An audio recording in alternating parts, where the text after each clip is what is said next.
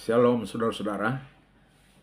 Kembali lagi berjumpa bersama saya Pendeta Kristinov Mawicere dalam sebuah ajakan untuk bersama-sama membaca dan memikirkan satu bagian Alkitab, yaitu dari Yohanes 8 ayat 30 sampai 36.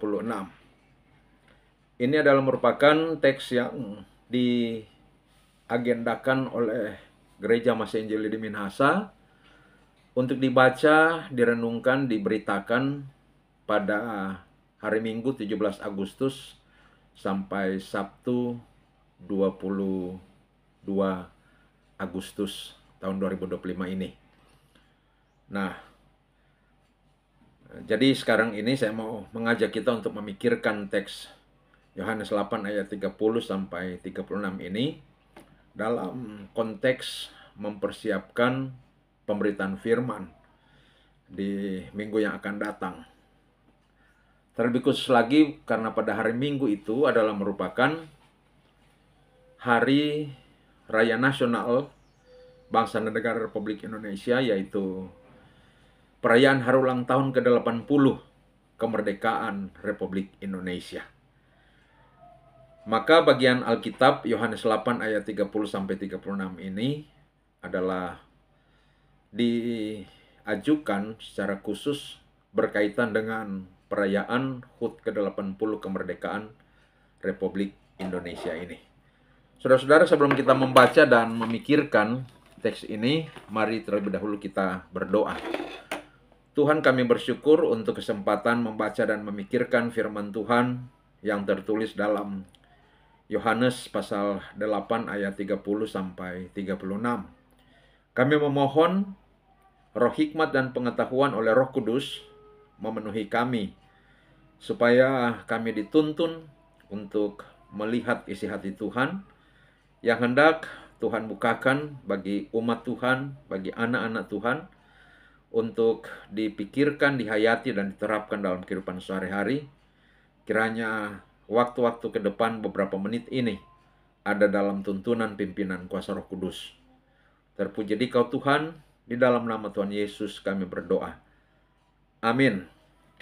Yohanes 8 ayat 30 sampai 36.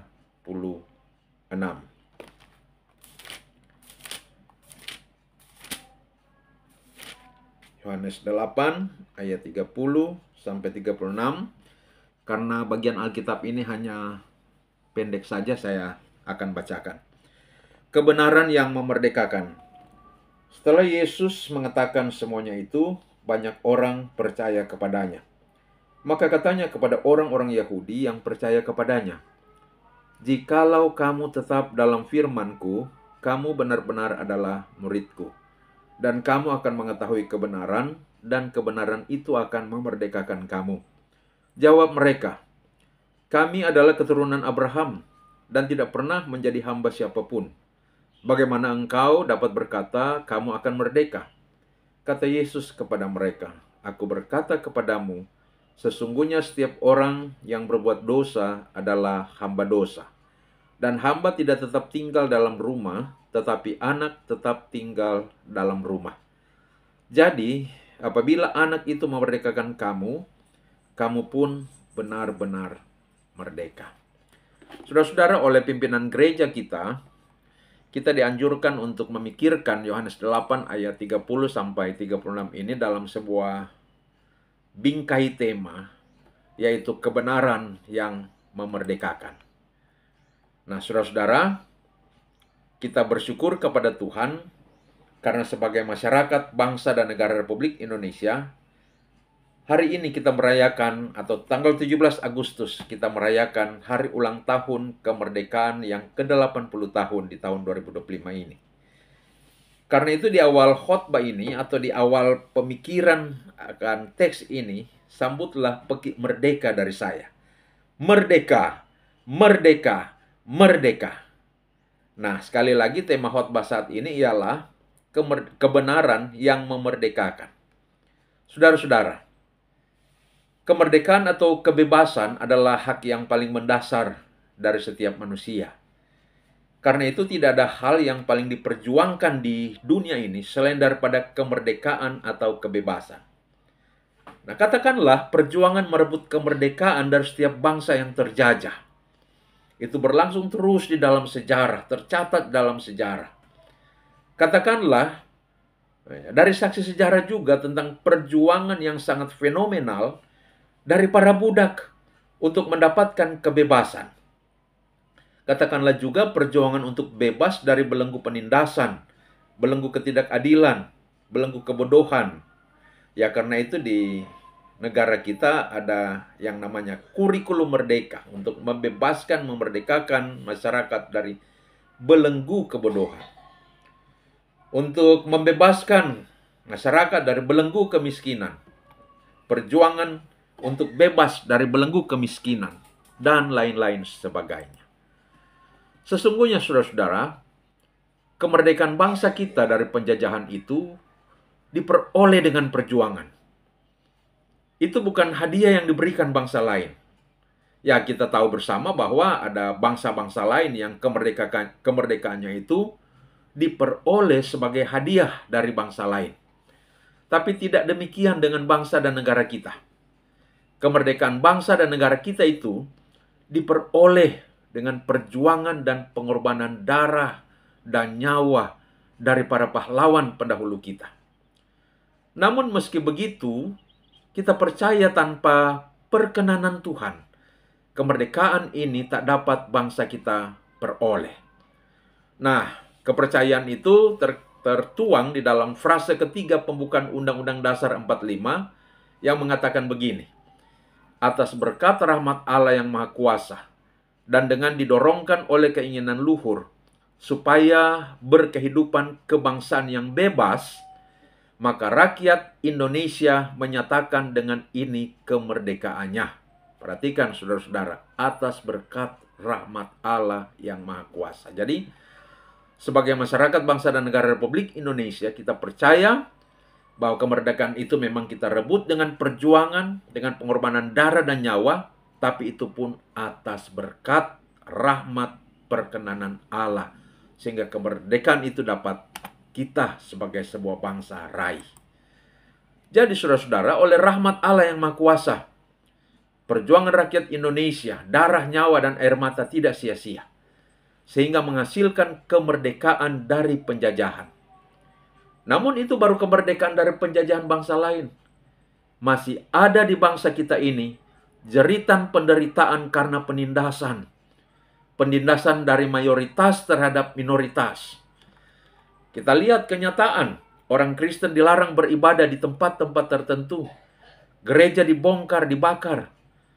Masih ada jeritan penderitaan karena kemiskinan. Masih ada jeritan penderitaan karena ketidakadilan. Masih ada korupsi dan lain-lain sebagainya. Artinya saudara-saudara, rakyat Indonesia masih harus terus memperjuangkan kemerdekaan dan kebebasan. Seperti kebebasan dari kemiskinan, dari kebodohan, dari ketidakadilan, dari penindasan mayoritas kepada minoritas, kebebasan dari praktek-praktek korupsi, dan lain sebagainya, demi mewujudkan kehidupan berbangsa dan bernegara yang aman, sejahtera, adil, dan maju. Saudara-saudara, sesungguhnya belenggu-belenggu penindasan tak akan pernah ada hentinya di dunia ini. Camkan ini, sekali lagi. Sesungguhnya belenggu-belenggu penindasan tak akan pernah ada hentinya di dunia ini. Mengapa? Karena akar dari belenggu penindasan itu adalah dosa. Selama dosa membelenggu manusia, maka akan terus ada penindasan. Maka supaya tidak ada penindasan apapun, manusia harus dibebaskan dari belenggu dan perbudakan dosa. Dan hanya ada satu tempat di mana manusia dapat memperoleh kebebasan dari belenggu perbudakan dosa, yaitu Tuhan Yesus Kristus. Itulah yang disuarakan oleh teks Yohanes 8 ayat 30 sampai 36 yang kita baca tadi. Nah, saudara-saudara, isu utama teks bacaan kita itu sebenarnya ialah bagaimana menjadi murid Yesus yang benar atau bagaimana menjadi orang percaya atau orang Kristen yang sejati. Jadi ceritanya ayat 30 sampai 31 mengatakan bahwa setelah Yesus mengatakan semuanya itu, atau setelah Yesus mengajar, atau setelah Yesus berkhotbah, banyak orang Yahudi yang mendengarkan pengajaran Yesus menjadi percaya kepada Yesus. Lalu kepada mereka yang menjadi percaya itu, Yesus berkata, "Jikalau kamu tetap dalam firman-Ku, kamu benar-benar adalah murid-Ku, dan kamu akan mengetahui kebenaran, dan kebenaran itu akan memerdekakan kamu." Saudara-saudara, dari perkataan Yesus ini kita dapat belajar dua hal. Yang pertama, tentang bagaimana mengidentifikasi murid yang benar atau orang percaya yang sejati. Bahwa murid yang benar, orang percaya sejati adalah mereka yang tinggal dalam firman Kristus. Pelajaran yang kedua ialah manfaat apa yang dapat diperoleh ketika menjadi murid yang benar, menjadi orang Kristen sejati. Bahwa murid yang benar, orang Kristen sejati, akan mengetahui kebenaran, dan kebenaran itu akan memerdekakan dia. Nah, saudara-saudara, mari kita melihat dua pengajaran Yesus ini. Yang pertama, murid yang benar, orang percaya sejati. Nah, saudara-saudara, oleh karena Yesus berbicara mengenai murid yang benar-benar murid, atau orang percaya yang benar-benar orang percaya, itu menunjukkan berarti ada murid yang tidak benar-benar murid alias murid palsu. Atau ada orang percaya yang tidak benar-benar percaya alias orang percaya atau orang Kristen palsu. Mari kita melihat tentang hal ini. Kita ingat dalam Matius 7 ayat 21 sampai 23, ketika Yesus berkhotbah di bukit, Yesus berkata begini, "Bukan setiap orang yang berseru kepadaku, 'Tuhan, Tuhan,' akan masuk ke dalam kerajaan sorga, melainkan dia yang melakukan kehendak Bapa-Ku yang di sorga. Pada hari terakhir, banyak orang akan berseru kepadaku, 'Tuhan, Tuhan, bukankah kami bernubuat demi nama-Mu, dan mengusir setan demi nama-Mu, dan mengadakan banyak mujizat demi nama-Mu juga?' Pada waktu itulah aku akan berterus terang kepada mereka dan berkata, 'Aku tidak pernah mengenal kamu. Enyahlah daripadaku, kamu sekalian pembuat kejahatan.'" Saudara-saudara, Tuhan Yesus sudah mengingatkan sejak awal bahwa nanti akan ada banyak orang Kristen palsu yang tidak akan masuk ke dalam kerajaan sorga. Mereka akan berkata, "Tuhan, saya rajin beribadah. Tuhan, saya adalah pelayan gereja. Tuhan, saya adalah penatua. Tuhan, saya adalah diaken. Tuhan, saya adalah kantoria. Tuhan, saya panitia pembangunan. Kami berhasil membangun gedung gereja yang megah. Tuhan, saya panitia hari raya gerejawi. Tuhan, saya anggota komisi doa. Tuhan, saya anggota komisi PI. Tuhan, saya anggota paduan suara. Paduan suara kami selalu dapat juara dalam lomba-lomba." Dan seterusnya. Mungkin juga ada yang berkata, "Tuhan, aku selalu berjumpa orang menyapa mereka, 'Shalom.' Setiap saat aku berkata, 'Puji Tuhan, haleluya.' Aku mengenakan pakaian kalung salib yang besar." Akan tetapi saudara-saudara, meski kita katakan semuanya itu, Tuhan akan mengatakan apa? "Aku tidak mengenal kamu. Enyahlah daripadaku, kamu sekalian pembuat kejahatan." Saudara-saudara, murid atau orang Kristen palsu ialah orang Kristen yang meskipun rajin beribadah, rajin berdoa, rajin melayani, meskipun setiap saat shalom, puji Tuhan, haleluya keluar dari mulutnya, meskipun penampilannya sangat saleh, pakai kalung salib yang besar sekalipun, meskipun dia adalah pelayan khusus, bahkan mungkin meskipun dia adalah seorang pendeta, tetapi masih tetap suka berbuat dosa, masih mencintai dosa, tidak tinggal tetap dalam firman Kristus, tidak melakukan kehendak Tuhan, tidak bertumbuh dalam kebenaran, itulah orang-orang Kristen KTP. Kristen tanpa pertobatan. Kristen tapi palsu. Pada saat Tuhan Yesus datang kembali sebagai hakim, dia akan berkata apa? Aku tidak mengenal kamu. Menyalah daripadaku, kamu sekalian pembuat kejahatan. Kamu sekalian pembuat dosa. Mereka akan ditolak di sorga. Dan kalau mereka ditolak di sorga, berarti tempat mereka ada di tempat penghukuman kekal yang disebut neraka, saudara-saudara. Oleh penginjil Lukas, dalam Lukas, orang-orang Kristen palsu itu diumpamakan seperti benih yang jatuh di tanah berbatu. Penginjil Lukas mengatakan yang jatuh di tanah yang berbatu-batu itu ialah orang yang setelah mendengar firman itu menerimanya dengan gembira, tetapi mereka itu tidak berakar. Mereka percaya sebentar saja, dan dalam masa pencobaan mereka murtad. Dalam perumpamaan tentang lalang di antara gandum yang diceritakan Yesus di Matius 13, orang-orang Kristen palsu diumpamakan sebagai lalang yang bertumbuh bersama gandum. Gandum itu adalah metafora dari orang-orang Kristen sejati dalam perumpamaan itu, saudara-saudara. Dan bahwa akan sulit dibedakan mana gandum, mana lalang ketika mereka bertumbuh bersama. Dalam gereja sering sulit membedakan mana orang Kristen sejati, mana yang palsu. Namun dari buahnya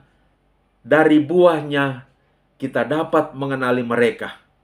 Maka pada saat panen, saat Tuhan Yesus datang kembali, dikatakan gandum masuk ke lumbung atau sorga. Lalang dilemparkan ke dalam api atau neraka.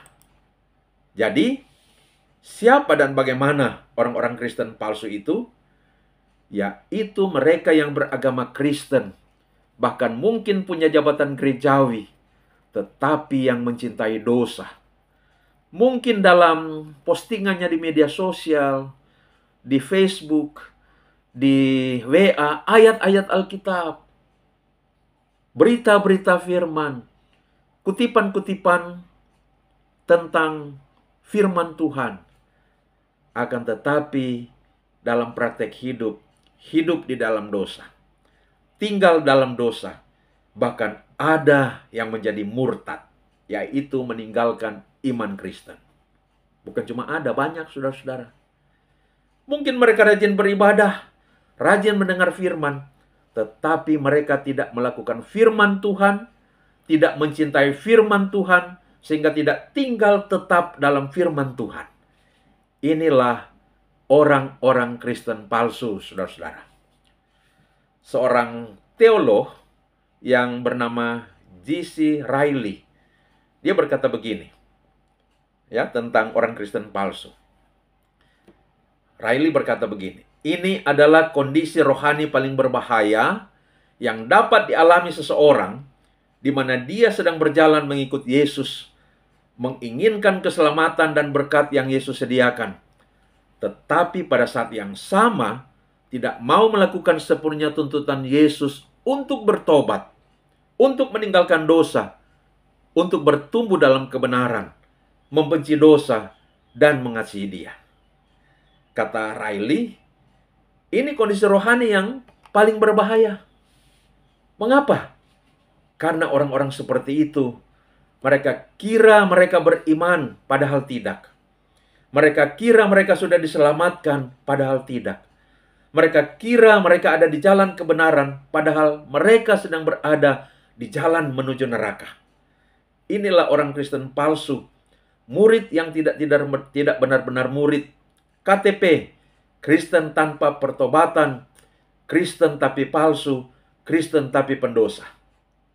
Inilah kondisi spiritual yang paling berbahaya, kata J.C. Ryle tadi. Selanjutnya Riley berkata, inilah tempat yang paling berbahaya. Saudara-saudara, Anda akan lebih baik menjadi seorang penyembah berhala di negeri asing yang tidak pernah mendengar tentang Yesus, daripada berada di tengah jalan menuju Kristus, tetapi tidak mau melepaskan dunia. Sangat berbahaya karena tangan yang satu menjangkau Yesus, memanggil Tuhan, Tuhan, melayani pekerjaannya, sementara tangan yang lain tetap menggenggam kenikmatan dosa. Inilah orang-orang percaya yang diperbudak dosa, seperti yang dikatakan Yesus dalam teks bacaan kita yang kita baca tadi. Merekalah yang dalam Yohanes 8 ayat 44 ini, kalau kita maju dan membacanya di ayat 44, Yesus katakan, iblislah yang menjadi bapamu, dan kamu ingin melakukan keinginan-keinginan bapamu. Merekalah yang kemudian di akhir pelayanan Yesus berteriak-teriak, salibkan dia, salibkan dia. Merekalah orang-orang Kristen yang hidup dalam dosa, yang begitu mudah meninggalkan iman demi kenyamanan dalam dosa, yang begitu gampang meninggalkan pelayanan demi kenikmatan dosa. Saudara-saudara, sebaliknya, orang-orang Kristen sejati diidentifikasi oleh Tuhan Yesus dalam teks ini sebagai orang-orang yang tetap dalam firman-Nya. Ayat 31 itu katakan begini, jikalau kamu tetap dalam firman-Ku, kamu benar-benar adalah murid-Ku. Saudara-saudara, jadi apa tolok ukur dari orang Kristen palsu? Yaitu tidak hidup dalam firman tetapi hidup dalam dosa. Apa tolok ukur orang Kristen sejati? Yaitu tetap dalam firman Kristus, alias hidup dalam firman Kristus dalam segala keadaan. Tetap dalam firman di sini, perhatikan kata tetap itu, saudara-saudara. Tetap dalam firman di sini dapat kita pahami sebagai bertekun dalam firman. Orang Kristen sejati adalah orang-orang yang bertekun dalam firman Kristus. Dan bertekun dalam firman di sini menunjuk pada 3 hal. Yang pertama, mereka adalah orang-orang yang mencintai firman Tuhan. Mengapa? Karena mereka mengasihi Tuhan Yesus. Karena itu mereka mencintai firman dari Tuhan Yesus. Sehingga mereka suka sekali membaca firman Tuhan, suka sekali belajar firman Tuhan, suka sekali menerima pengajaran firman Tuhan. Karena itu bertekun dalam firman di sini juga berarti ketika firman Tuhan diberitakan, mereka mendengarkannya dengan seksama. Bahkan ada yang sambil mendengarnya mencatat juga, saudara-saudara. Sementara mendengarkan firman Tuhan, mereka mendengar dengan seksama, mereka tidak main HP. Mereka tidak bercakap-cakap, atau mereka tidak tidur ketika pengajaran firman sedang disampaikan. Mereka akan fokus dan memiliki animo yang besar untuk mendapatkan pengajaran-pengajaran yang baru dari firman Kristus. Yang ketiga, mereka akan mentaati firman Tuhan dalam segala keadaan. Mereka akan menerapkan firman Tuhan dalam kehidupan keluarga mereka. Dalam konteks pekerjaan mereka, mereka terapkan firman Tuhan. Dalam berjemaat, mereka terapkan firman Tuhan. Dalam bermasyarakat dan dalam berbagai situasi, mereka menerapkan firman Tuhan di sana. Ketika ada cobaan, ada godaan, mereka akan tetap taat pada firman Tuhan. Mereka akan menghadapi setiap cobaan dan godaan dosa dengan tetap berpegang pada firman Tuhan. Ketika ada ajaran sesat, mereka akan menanggapinya dengan firman Tuhan, sehingga mereka akan dapat mengenali sesat tidaknya suatu ajaran dan akan menolak setiap ajaran yang sesat. Ketika mereka dalam pergumulan, kesulitan, kesesakan, mereka akan tetap konsisten berdiri di atas dasar firman Tuhan, bahkan ketika pun mereka menderita karenanya. Itulah artinya tetap dalam firman, saudara-saudara. Orang Kristen sejati ditandai dengan ketekunan dalam firman. Oleh karena kasihnya kepada Kristus. Itulah juga ketekunan iman. Bertekun dalam firman Itu juga berarti bertekun dalam iman. Meski badai menghantam, cobaan menerjang, ancaman menghadang, godaan membujuk, orang-orang Kristen sejati akan tetap dalam firman, bertekun dalam iman, dan bertahan sampai akhir, saudara-saudara. Matius 24 ayat 13 berkata, orang yang bertahan sampai akhir akan selamat. Jadi, orang Kristen sejati adalah orang yang mengasihi Tuhan, dan kasihnya kepada Tuhan Yesus itu ditandai dengan ketekunannya untuk hidup dalam firman Tuhan. Begitulah cara kita mengenali orang yang beriman dengan sejati. Dan ingat saudara-saudara, iman orang Kristen sejati akan berusaha dilemahkan dan dihancurkan oleh iblis. Tetapi iblis tidak akan pernah berhasil menghancurkannya. Ingat, iblis mencoba menghancurkan iman Ayub dan tidak berhasil. Iblis mencoba menghancurkan iman Petrus dan tidak berhasil. Iblis menyerang Paulus dan tidak dapat menghancurkan imannya, karena iman yang menyelamatkan tidak dapat dihancurkan, saudara-saudara. Mengapa? Karena Yesus jugalah yang akan menjaga, memelihara, meneguhkan iman dari orang-orang Kristen sejati. Sebaliknya, orang-orang Kristen palsu juga akan menghadapi cobaan, godaan, dan penghancuran iblis. Dan iblis akan berhasil sehingga mereka akan terus hidup dalam dosa. Dan bahkan mungkin akan mundur dari iman, mundur dari pelayanan, seperti yang dicatat pada Yohanes 6 ayat 60-66.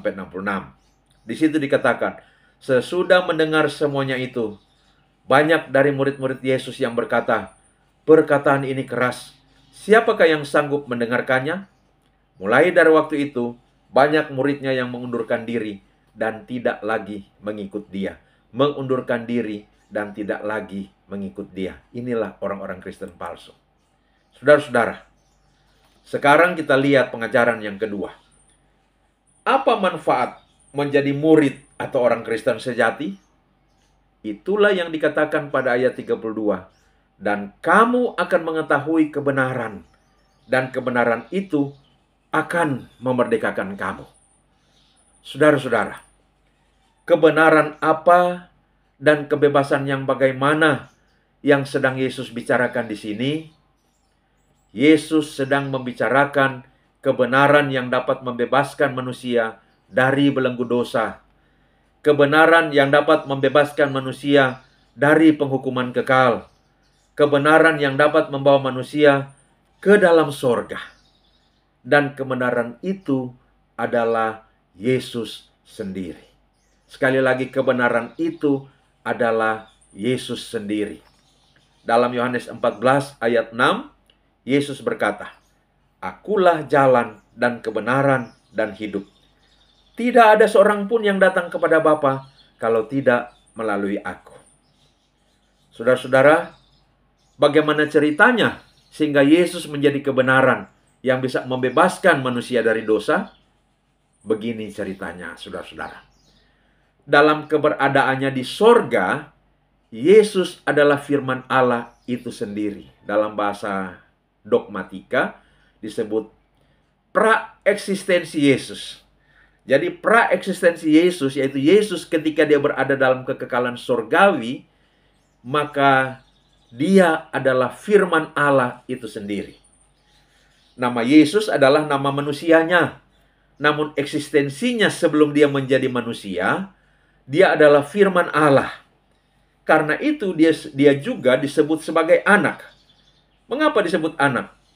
Karena yang pertama keluar dari Allah adalah firman-Nya. Yang keluar dari Allah adalah firman Allah. Maka firman itu disebut anak. Bahkan disebut anak sulung. Karena yang pertama keluar dari Allah adalah firman. Saudara-saudara, lalu oleh karena kasih Allah, Allah mau menebus manusia dari dosanya supaya manusia bisa beroleh keselamatan. Tetapi karena keadilannya, Allah yang murka atas manusia yang berdosa harus menghukum manusia. Maka dalam rangka menebus manusia dari dosa, Sang Firman diutus Allah datang ke dalam dunia untuk menjadi manusia yang kemudian dinamakan Yesus, supaya Yesus bisa mengalami penderitaan dan kematian. Harus jadi manusia supaya bisa mengalami penderitaan dan kematian. Sebab Allah dalam eksistensinya, Firman dalam eksistensinya sebagai Allah, tidak bisa mati, saudara-saudara, untuk menebus dosa manusia. Maka supaya bisa mati, harus jadi manusia untuk menanggung murka Allah atas dosa manusia, supaya manusia ditebus dari dosa, dari maut, dan diselamatkan.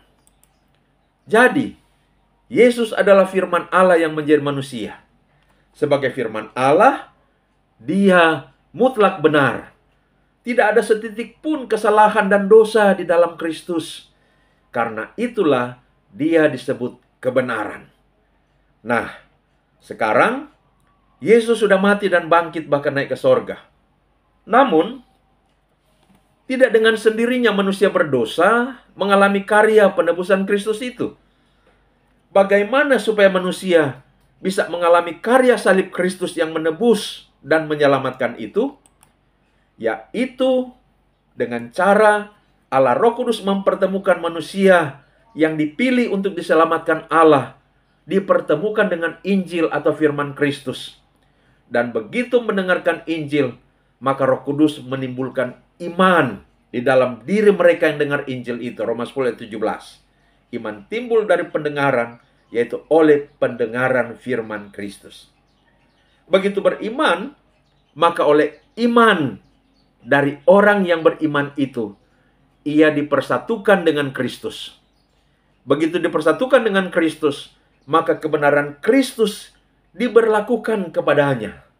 Bahasa akademisnya, diimputasikan, diperhitungkan kepadanya. Dan dosa-dosanya ditimpakan, diimputasikan, ditimpakan kepada Kristus. Sehingga orang itu menjadi benar di hadapan Allah. Sekali lagi, melalui iman, seseorang dipersatukan dengan Kristus. Ketika dipersatukan dengan Kristus, maka kebenaran Kristus diperhitungkan kepadanya, dan dosa-dosanya ditimpakan kepada Kristus, sehingga oleh iman, orang itu menjadi benar di hadapan Allah, dibebaskan dari belenggu dosa, dan dibebaskan dari penghukuman kekal. Seperti yang dikatakan dalam Roma 8 ayat 1. Demikianlah sekarang, tidak ada penghukuman bagi mereka yang ada di dalam Kristus Yesus.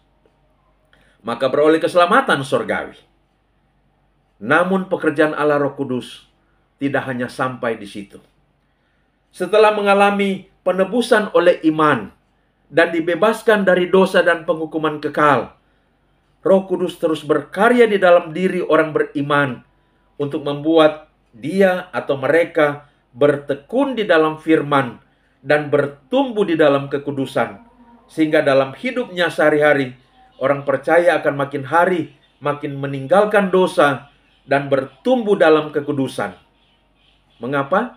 Karena dia tetap bertekun di dalam firman Kristus.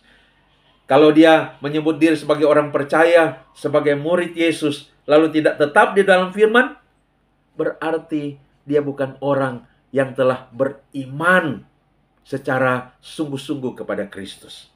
Pada hakikatnya dia belum beriman kepada Kristus. Kalau sudah beriman secara betul, sungguh-sungguh dalam Kristus, maka pasti dia mengalami pembenaran dan dia akan mengalami pertumbuhan dalam kekudusan dalam pimpinan Roh Kudus melalui firman Tuhan. Begitulah ceritanya kebenaran yang memerdekakan atau membebaskan itu, saudara-saudara.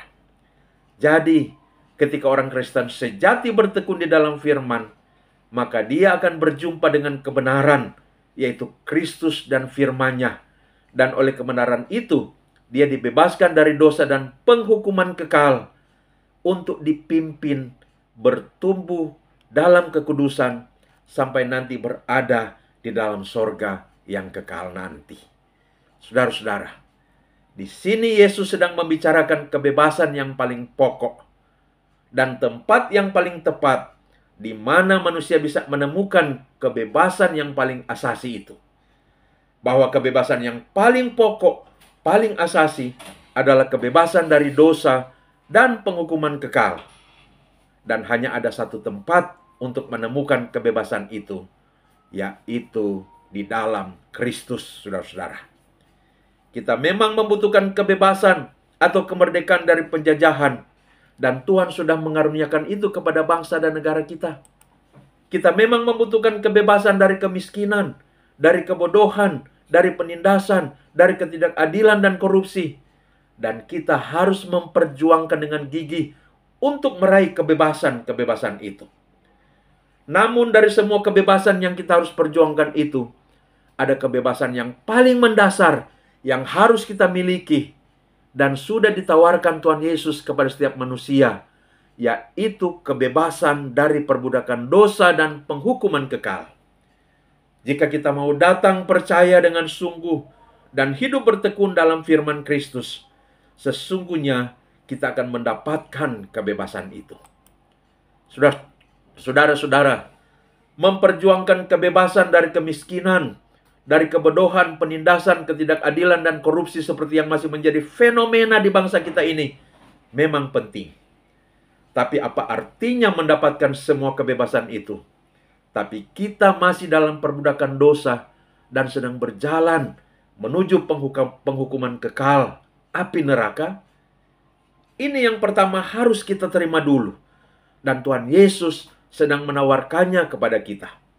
Kalau kita sudah menerima itu, maka mari kita perjuangkan kebebasan-kebebasan tadi. Bahkan karena kebebasan yang sesungguhnya hanya dapat diperoleh manusia di dalam Kristus, sesungguhnya mustahil berbicara kebebasan lainnya jika masih hidup di luar Kristus. Maka sebagai gereja yang sudah menerima kebebasan yang sesungguhnya, mari kita berkiprah dalam kehidupan bermasyarakat, berbangsa, dan bernegara dengan turut berkontribusi dalam pembangunan bangsa yang di dalamnya ada perjuangan untuk membebaskan masyarakat dari kemiskinan, kebodohan, penindasan, ketidakadilan, dan korupsi. Mari juga menjadi teladan dalam hal kebebasan bermedia sosial. Masih ada begitu banyak orang yang dalam atmosfer kebebasan, namun menggunakan kebebasan untuk menyebarkan berita hoaks, ujaran kebencian yang memprovokasi, dan berbagai informasi yang destruktif yang menghancurkan melalui media sosial. Gereja, orang Kristen sejati akan memakai alam atmosfer kebebasan berkomunikasi ini dengan menggunakan media sosial untuk menyebarkan berita yang benar, yang mendidik, yang membangun, yang konstruktif bagi banyak orang. Terpujilah Kristus. Amin. Mari kita berdoa. Ya Tuhan, terima kasih untuk pikiran-pikiran dari hikmat Roh Kudus terhadap teks firman Tuhan Yohanes 8 ayat 30-36. Tuhan tolong urapi setiap pelayan pemberita firman pada tanggal 17 sampai 22 Agustus nanti, sehingga dapat memberitakan firman Tuhan yang adalah isi hati Tuhan. Firman Tuhan yang konsisten dengan Alkitab, dengan ajaran-ajaran yang benar. Kiranya kuasa Tuhan menyertai setiap pemberitaan firman dari Yohanes pasal 8 ayat 30-36 ini. Sehingga oleh pekerjaan kuasa Roh Kudus, banyak orang yang akan menyerahkan hidupnya kepada Tuhan, percaya dengan sungguh-sungguh kepada Tuhan Yesus, tetap di dalam firman, bertekun di dalam iman, sehingga dibebaskan dari perbudakan dosa, dan karena itu juga dari penghukuman kekal. Terpuji namamu Tuhan, di dalam nama Tuhan Yesus kami berdoa. Amin. Saudara-saudara, demikian untuk session kali ini. Sampai berjumpa pada waktu-waktu yang akan datang. Tuhan berkati kita semua. Shalom.